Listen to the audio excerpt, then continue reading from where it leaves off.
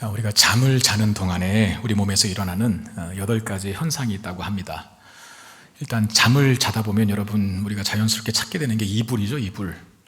중간에 자다 보면 꼭 추워요. 그러니까 자는 동안에 일어나는 첫 번째 현상이 체온이 떨어진다라고 하는 겁니다. 그리고 자는 동안에 일어나는 현상 중에 하나는 우리 안구는 자꾸 움직인다는 겁니다. 여러분 자고 있는 사람 눈곱을 한번 걷어보세요. 그러면 눈동자가 계속 움직이고 있거든요.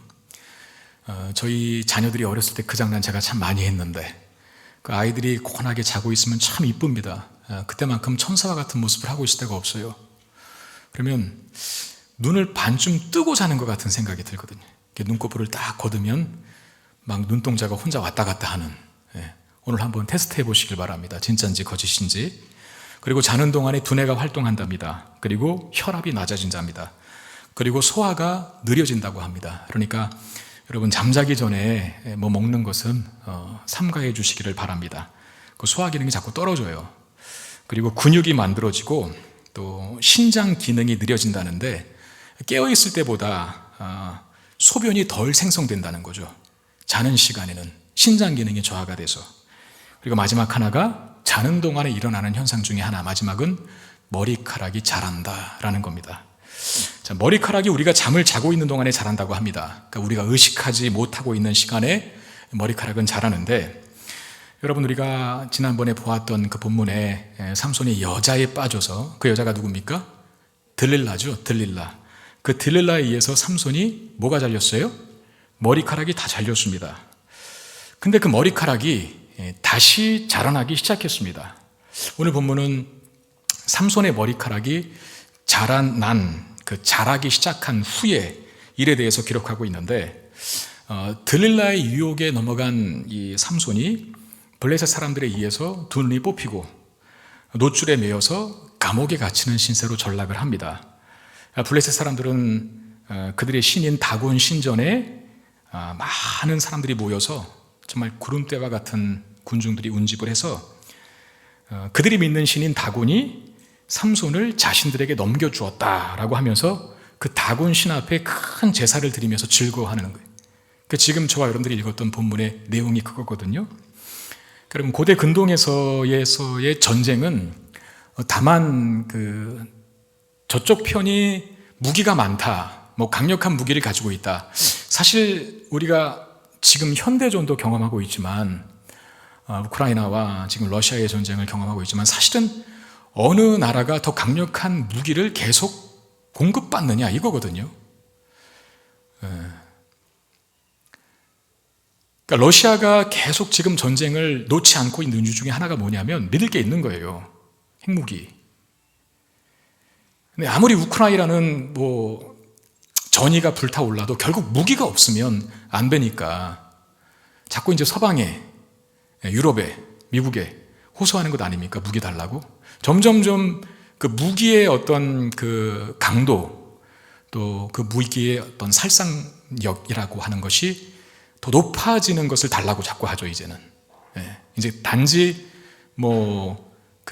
총 이런 게 아니라, 대포를 달라, 전차를 달라, 요새는 비행기 달라고 한다고 그러더라고요.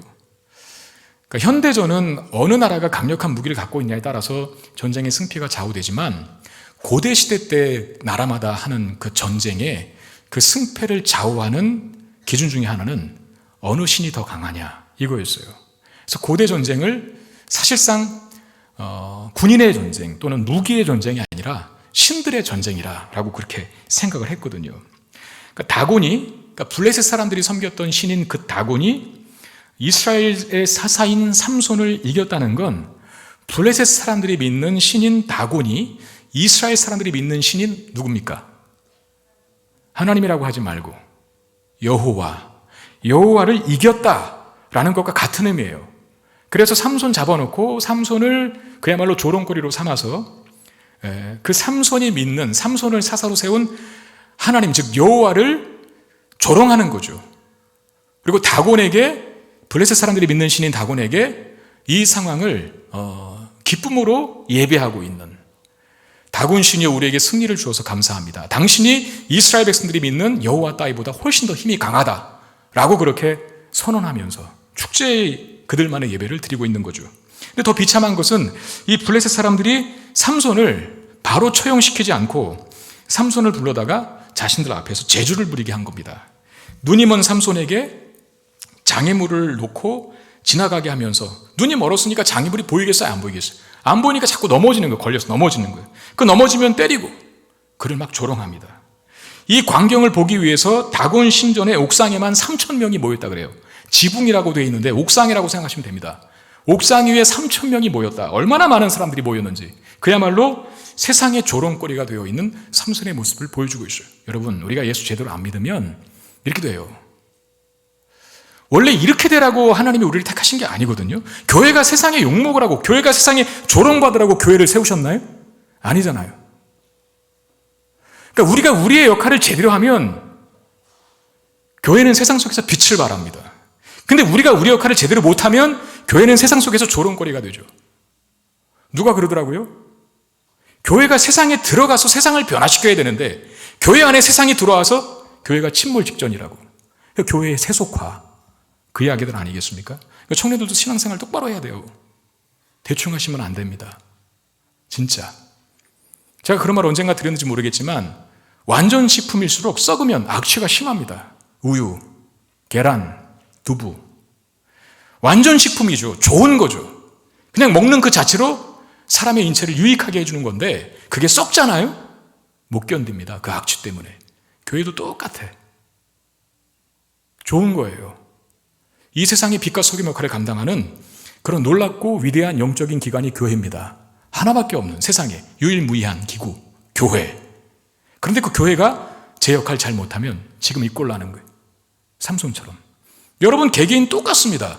그냥 교회라고 하는 큰 범주에 뭉뚱그려서 난 아니려니 생각하지 마시고 여러분 각자가 교회라니까요.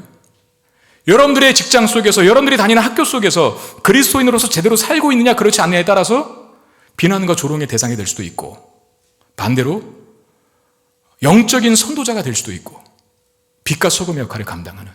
오늘 삼손은 우리가 늘 보았지만 제 역할 못하잖아요. 하나님이 삼손 그러라고 세우셨습니까? 여색에 빠져서 쾌락 즐기라고 세우셨나요? 지 마음대로 살라고 세우신 거예요? 아니잖아요. 하나님 말씀대로 사사로서의 역할을 제대로 감당하지 않고 세상 쾌락에 취하여 산 삼손의 마지막 최후의 모습이 조롱거리라. 이렇게 성경이 고발하고, 여기까지만 보면 삼손은 분명히 패한 사람 같습니다. 실패한 사사 같아요. 그가 블레셋의 손에서 이스라엘을 구원하지 못했을 뿐만 아니라 오히려 블레셋 사람들에 의해서 두 눈이 뽑히고 그들의 흥을 돋우는 놀잇감이 되어버렸기 때문에 그렇습니다. 아시는 대로 여러분, 삼손이 어떤 목적을 가지고 이 땅에 태어났죠? 삼손은 태어나기 전부터 하나님의 목적을 가지고 태어났죠. 사명을 가지고 태어났어요. 그게 뭐였습니까? 사사기 13장 5절 말씀. 보라, 네가 임신하여 아들을 낳으리니. 그러니까 삼손 아버지에게 하는 말이죠. 보라, 네가 임신하여, 삼손 엄마에게 하는 말이죠. 아들을 낳으리니 그의 머리 위에 삭도를 내지 말라. 이 아이는 태에서 나옴으로부터 하나님께 바쳐진 나시림이 됨이라. 그가 블레셋 사람의 손에서 이스라엘을 구원하기 시작하리라. 자, 요 목적을 가지고 삼손이 태어나거든요. 나시린으로서, 특별히 블레셋 사람들의 손에서 이스라엘을 구원하려고 하는 사명, 그 사명을 가지고 삼손이 태어났는데 오늘 본문은 이스라엘을 블레셋의 손에서 구원하기는커녕 자기가 잡혀서 몹쓸 짓을 당하고 있죠. 그러니까 하나님께서 삼손을 부르셨을 때 했던 그 약속, 그가 블레셋 사람의 손에서 이스라엘을 구원할 것이다 라고 하는 이 하나님의 약속이 실패된 것처럼 보입니다. 오늘 본문은. 왜? 결론적으로 못 구한 것처럼 보이잖아요. 삼손이 이기는 게 아니라 삼손이 붙잡혔잖아요. 그리고 삼손이 블레셋 사람들의 손에 조롱거리가 되어 있잖아요. 우리는 이런 질문을 가질 수 있겠죠. 삼손이 실패했네. 그러므로 삼손을 향해서 가지신 하나님의 목적도 좌절되는 것인가? 실패되는 것인가? 하나님의 계획과 목적 속에 태어난 삼손이 이런 모습으로 전락함으로, 그러니 하나님도 그 약속이, 그 목적이 온전히 이루지 못하는 하나님의 계획이 수포로 돌아가고야 말았다 라고 하는 질문을 가질 수 있다는 거죠. 그런데 여러분, 하나님은 하신 약속을 지키십니까? 안 지키십니까? 지키시는 분이죠. 그리고 하나님이 계획하신 일은 반드시 이루시는 분이십니다. 그러면 오늘 본문에서도 이 삼손도 역시 하나님께서 삼손에게 가지신 목적이 있기 때문에 삼손 또한 그 일생의 마지막 삶에 반드시 하나님의 목적을 이루는 것으로 끝나야 하나님이 신실하신 분인 거예요. 하나님의 약속에 성실하신 분인 거예요. 근데 오늘 사건의 결론을 한번 보십시오. 삼손이 실패한 것 같았지만 마지막에는 이렇게 끝납니다. 삼손이 집을 버틴 두 기둥 가운데 하나는 왼손으로 하나는 오른손으로 껴의지하고 삼손이 이르되 블레셋 사람과 함께 죽기를 원하노라 하고 힘을 다하여 몸을 굽히매 그 집이 곧 무너져 그 안에 있는 모든 방백들과 온 백성에게 덮이니 삼손이 죽을 때에 죽인 자가 살았을 때에 죽인 자보다 더욱 많았더라 그랬어요. 삼손이 죽일 때에 죽인 자가 살았을 때에 죽인 자보다 더욱 많았다라고 하는데 그렇게 하신 분이 누구라는 겁니까? 하나님이시죠. 삼손에게 힘을 주시어서 그로 하여금 다곤을 찬양하며 여호와 하나님을 조롱했던 이 블레셋 사람들에게 패배를 안기시는 최후의 모습을 보여주십니다. 그러니까 오늘 삼손의 이 마지막 이야기가 그럼 저와 여러분들에게 전달하는 메시지는 뭘까요? 핵심만 이야기해드리면 이거예요. 하나님은 그 누구에게도 패하지 않으시고 약속하신 바를 반드시 성취하시는 분이시다. 이걸 알라고 이 메시지를 이 삼손의 마지막 장면에서 저 여러분들에게 하나님 말씀으로 주시는 거예요. 오늘 본문 바로 앞구절인 사사기 16장 22절에 보면 삼손의 머리카락이 다시 자라기 시작했다라고 하는 기록이 있거든요. 오늘 보면 바로 앞구절에 여러분, 머리카락이 다시 자라나는 일이 뭐가 대단한 일이라고 머리카락 다시 자라났다는 것을 일부러 성경 기자가 기록했을까요? 머리카락이 자라나는 건 당연한 일처럼 보이지만 그러나 이 당연한 일을 삼손이 블레셋 사람들에게 잡혀서 두 눈이 뽑히고 노줄에 매어서 감옥에 갇혔다는 내용 다음에 기록한 이유는 무엇 때문일까요? 저는 머리를 자르는 것, 그러니까 미용실 가는 것에 대해서 상당히 까탈스러운 성격을 가진 사람 중에 한 사람입니다. 제가 김포 성문교회 부임해서 김포 이 지역 처음 사는 지역이거든요. 거의 의정부에서 많이 살다가 잠깐 서울로 이사했다가 경기도 도민이었다가 서울 시민이 됐었다가 다시 경기도민이 됐어요. 김포로 오는 바람에. 제가 5년 조금 넘게 여기 교회 부임하면서 김포에서의 생활을 하고 있는데 김포로 이사 온 한 1년 동안 힘들었던 게 뭐냐면 미용실을 못 찾았던 거예요. 미용실을 못 찾았다는 말은 미용실이 없다는 말이 아니라 제 스타일에 맞게 머리를 잘라주는 미용사가 없었어요. 여기 가도 실망하고 저기 가도 실망하고 계속 그랬어요. 그만큼 제가 좀 머리 스타일을 까다롭게 하는데 여러분 오늘 제가 머리 스타일 이렇게 하고 온 거 어떻습니까? 네. 마음에 드세요? 공 많이 들인 거예요. 머리 감고 드라이하고 그리고 스프레이 뿌리고 그래서 세운 머리거든요. 저는 약간 곱슬이라고 하는데 전 직모 같아요. 이 머리가 잘 안 씁니다. 그렇다고 목회자가 머리 훅 내리고 단상에 설 수는 없잖아요. 그만큼 굉장히 머리 스타일에 대해서 까다로운 편인데 제가 미용사에게 제 머리카락을 맡길 때에는 항상 눈을 감습니다. 머리를 자르는 동안에는 몇 가지 이유가 있는데 피곤해서 감기도 하고 또 이 미용사와 눈이 마주칠까 봐 무안해서 감기도 하는데 더 궁극적인 목적은 기도하는 거예요. 뭔 기도할까요? 하나님 제가 제발 머리 스타일 때문에 시험에 드는 일이 없도록 도와주십시오. 제발 저 미용사의 손을 주관하시사 저에게 딱 맞는 스타일의 그런 실력을 발휘하게 하시사 미용사를 원망하고 증오하는 일이 없게 해달라고 그리고 기도하고 다 잘랐을 때쯤에 눈 뜨면 어떤 스타일이었을까 막 기대 반 하면서 눈을 떠요. 그럼 대부분 실망을 하죠. 실망을 해서 돌아갑니다. 그리고 그 상황에서 거기다 대고 미용사에게 뭐라고 할 수 없으니까 제가 또 이 풍무동에서 김포시에서 또 큰 교회 목사 아닙니까? 뭐라고 할 수 없으니까 그냥 참고 와요. 그러면 그 상한 마음을 제가 어떻게 달래는 줄 압니까? 거울을 보면서 일주일만 참자. 왜? 머리카락은 다시 자라나니까. 여러분, 삼손의 머리카락이 다시 자라나기 시작했다는 기록이 의미하는 바가 뭐겠습니까? 하나님은 삼손을 포기하지 않으신다는 거예요. 머리카락이 다시 자라나는 것처럼 삼손을 향한 하나님의 은혜 또한 자라나게 될 것이고, 하나님께서 삼손에게 가지신 선한 목적이 꺾이지 않는다라는 의미로서 그 너무나 당연한 머리카락이 자라는 건 왜 성경에다 기록해 놓습니까? 성경 지면이 무슨 뭐 남아돕니까? 그거 아니잖아요. 구약시대 때는 종이도 없었잖아요. 토판으로 토판에. 신약시대다 와서 파피루스라고 하는 나뭇잎에 기록을 했지만 구약시대에는 진흙 붙여갖고 거기다가 글을 쓴 거예요. 그런데 머리카락 자라는 게 뭐 대수라고 지면도 없는데 글 쓸 공간도 없는데 기록했냐 말이죠. 의미가 있어요.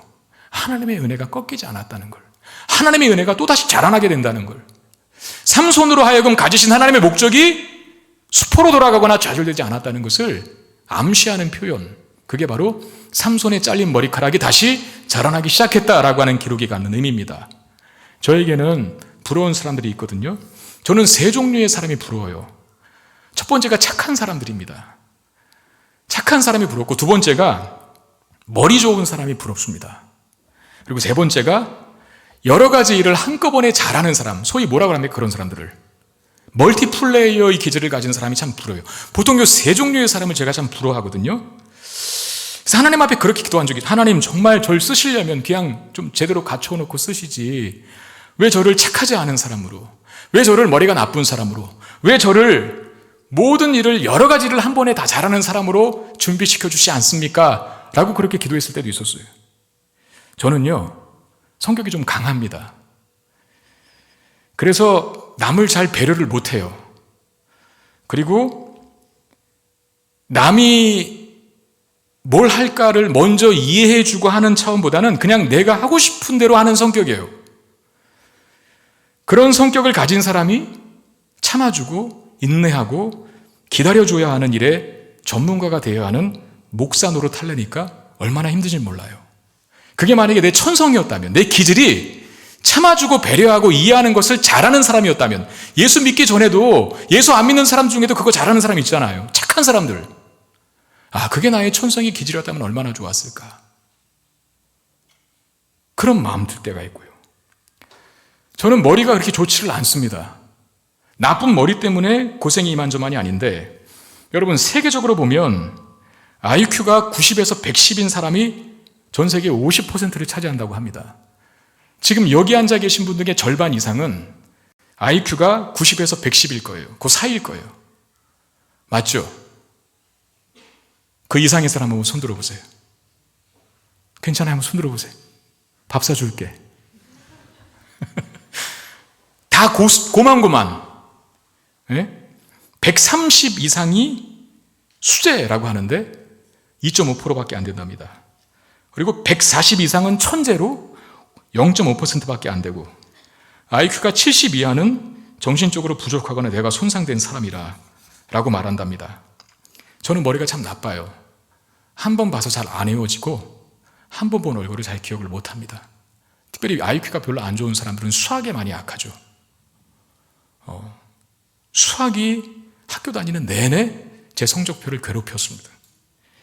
또 여러 가지 일을 잘 못하다 보니까 다양한 분야와 다양한 문제에 직면하는 성도들에게 공감하지 못하고 소통하지 못할까 봐 걱정이 되기도 했습니다.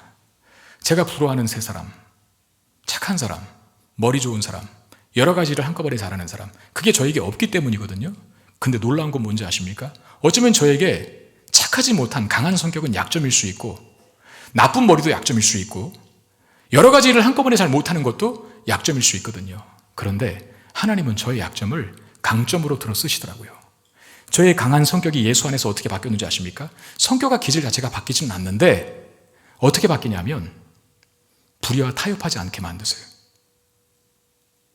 참 놀랍더라고요. 교회를 이끌어가는, 특별히 영적 지도자의 입장에 있는 담임 목회자로서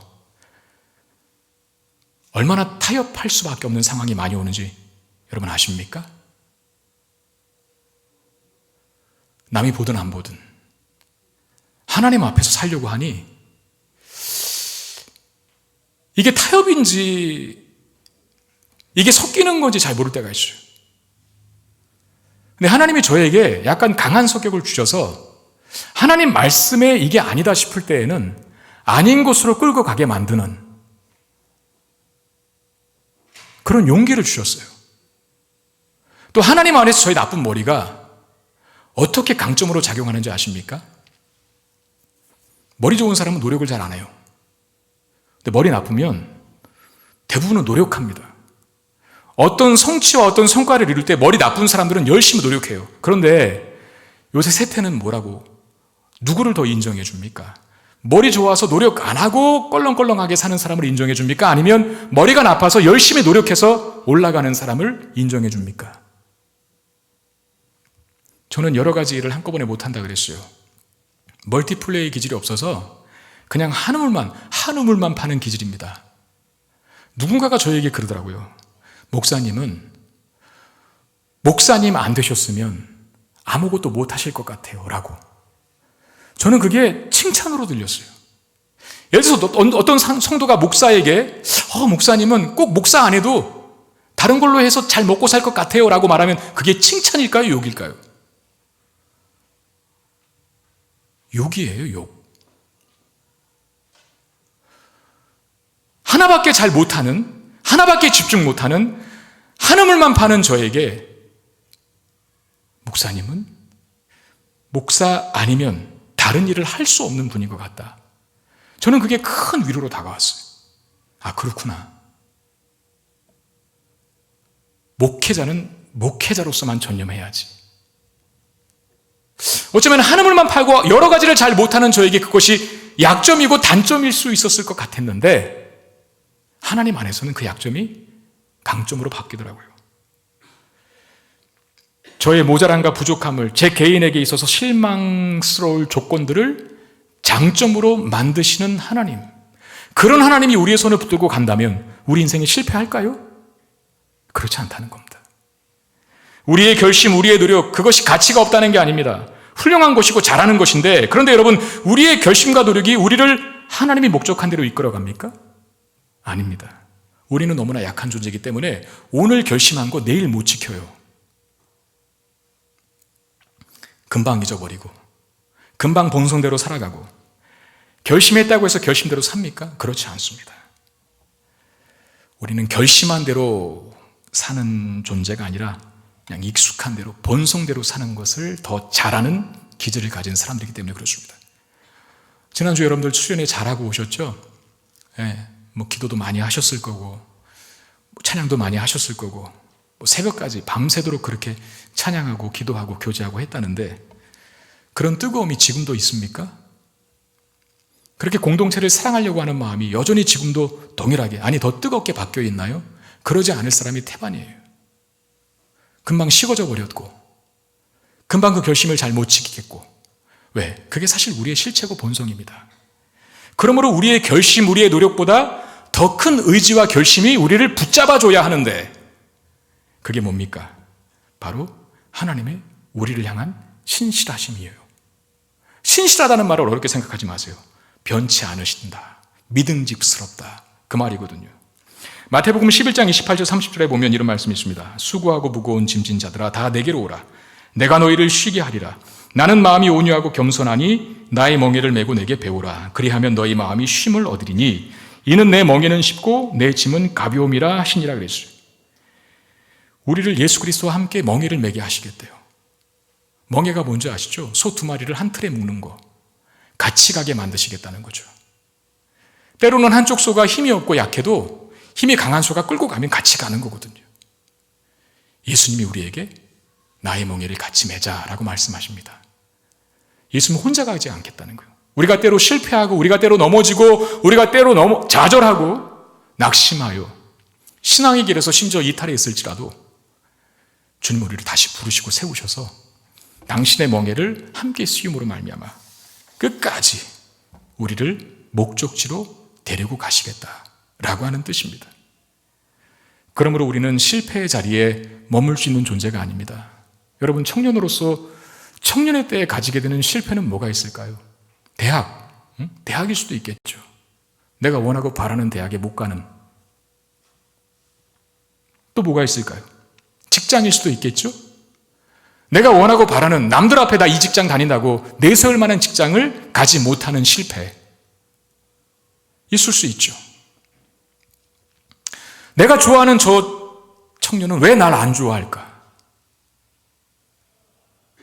어떤 시련, 이성관계의 실패, 그것도 우리가 경험하는 실패일 수 있겠죠. 내가 만약 삼손처럼 실패하고 있다면 여러분, 우리는 두 가지를 해야 합니다. 하나는 나는 가망 없는 존재다. 이걸 확인하고 인정하셔야 돼요.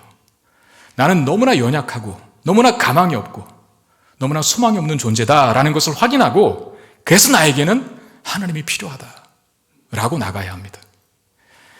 나의 연약함을 확인하여 더 위대한 분, 더 완벽한 분을 붙드는 자리로 나아가야 한다는 것. 어쩌면 우리가 경험하는 실패는 나의 연약함을 인정하고 나보다 더 강하신, 나보다 더 잘하시고 나를 더 사랑하시는 신실하신 하나님께 나의 마음을 드릴 수 있는 기회일 수 있어요. 그래서 청년의 때에는요, 사실 청년의 뿐만 아니라 모든 인생이 다 그래요. 성공만 계속하는 사람 위험합니다. 뭐든지 마음먹은 대로 다 풀리는 사람 위험합니다. 왜 위험할까요? 하나님 의지 안 하거든요. 자기 잘난 맛에 살거든요. 자기가 못하는 게 없었는데 누구를 의지합니까? 재벌이 그래서 예수 잘 안 믿어요. 실패한 사람들이, 자기 마음대로 뜻대로 되지 않는 일이 너무나 많은 사람들이 하나님 잘 믿어요. 왜? 내가 나 자신을 책임지지 못하는 것을 알거든. 나의 의지와 결심과 실력과 능력보다 더 큰 의지와 결심, 실력과 능력을 가진 하나님이 나를 붙들어 주셔야만 내가 갈 수 있다는 것을 믿기 때문에. 그런 분들이 믿음이 강하죠. 여러분, 삼손의 삶을 우리가 보았지만 참 개판오분전 아닙니까? 잘한 것이 하나도 없어요. 그런데 오늘 본문은 조금 다릅니다. 28절에 삼손이 여호와께 부르짖어 이르되 이번만 나를 강하게 하사 그랬어요. 이번만 나를 강하게 하사. 여호와께 부르짖었다. 여러분, 삼손이 사사기에 보면 많은 사사들이 나오는데 삼손에 관한 이야기가 제일 깁니다. 어떤 사사의 이야기는 한 줄 기록하고 끝이에요. 보통 기드온이라고 하는 사사가 또 나오거든. 기드온 사사의 이야기하고 사사 삼손의 이야기가 사사기에 가장 많은 비중으로 다루어졌어요. 아마 기드온보다도 사사 삼손이 더 많은 비중으로 다루어졌을걸요. 그런 많은 분량의 삼손을 묘사했는데 삼손이 여호와께 부르짖었다라고 하는 건 딱 2번밖에 안 나옵니다. 그렇게 많은 성경 기록에. 여호와께 부르짖는 게 당연한 건데 그 일을 딱 2번 해요. 언제 하냐면, 기억나세요? 당나귀 턱뼈로 블레셋 군대 1000명 죽였을 때, 당나귀 턱뼈 하나로 블레셋 군대를 1000명을 죽이고 나서 삼손이 목이 마릅니다. 죽을 것 같은 목마름을 경험해요. 그때 여호와께 부르짖습니다. 제발 나 좀 살려주십시오. 하나님이 반석에서 물을 터뜨리죠. 그때 한번 여호와께 부르짖어 기도하고 오늘 죽기 직전에 마지막에 여호와께 부르짖으라고 28절에 나옵니다. 딱 2번 하나님 앞에 구해요. 근데 이것이 잘한 게 뭡니까? 잘한 이유인 게 무엇 때문입니까? 여러분 같으면 내가 사사로 태어났는데 많은 은사도 있었는데 세상 사람들의 조롱거리가 되고 마치 인간의 눈으로 봤을 때에는 실패와 좌절과 절망의 연속인 인생을 산다라고 하면 여호와께 부르짖는 쪽으로 갈 겁니까? 아니면 여호와를 등지는 쪽으로 갈 겁니까? 하나님 나를 살려주세요, 하나님의 은혜를 구합니다라고 하는 쪽으로 갈 겁니까? 아니면 하나님 뭐 믿어봤자 별거 없네 라고 하면서 불평하고 원망하고 믿던 교회 다니던 교회도 등지고 뛰쳐나가는 쪽으로 갈 겁니까? 둘 중에 하나로 항상 사람들은 반응하죠. 고난과 시련과 아픔이 어떤 사람으로 하여금 하나님을 향한 더 끈을 붙잡는 쪽으로 가는 사람이 있는 반면에,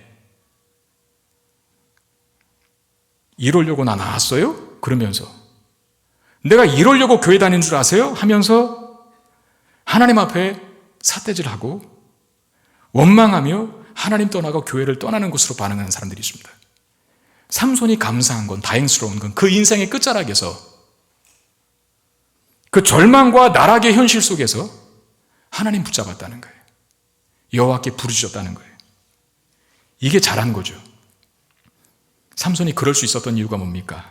하나님은 최악의 상황 속에서도 최고의 결과를 만들어내실 수 있는 분이시라고 하는 그 사실을 인생 마지막에서 깨닫고 그 하나님께 부르짖었던 겁니다.